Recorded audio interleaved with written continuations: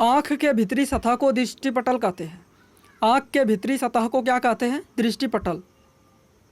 किसी भी वस्तु का प्रतिबिंब आँख पर कहाँ बनता है? दृष्टिपटल पर या रेटिना पर।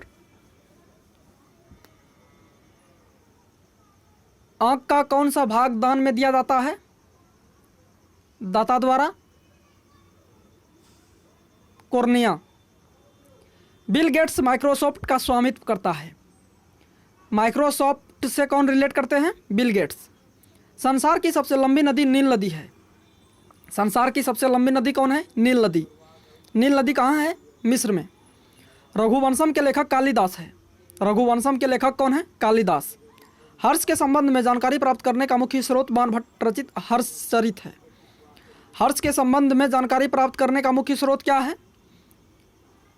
बाणभट्ट द्वारा रचित हर्षचरित है।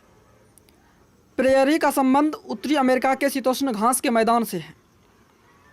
उत्तरी अमेरिका के शीतोष्ण घास के मैदान को क्या कहते हैं? प्रेयरी। गेहूं का अग्रणी उत्पादक देश चीन है। गेहूं का अग्रणी उत्पादक देश कौन है? चीन। एशिया के देशों में सर्वप्रथम औद्योगिकीकरण जापान में हुआ। एशिया के देशों में सर्वप्रथम औद्योगिकीकरण का विकास कहाँ हुआ? जापान में। लाल सागर का लाल रंग शैवाल की उपस्थिति के कारण होता है। लाल सागर का लाल रंग किसकी उपस्थिति के कारण होता है? शैवाल की उपस्थिति के कारण। दामोदर घाटी में कोयला रानीगंज, बोकारो तथा झरिया में पाया जाता है।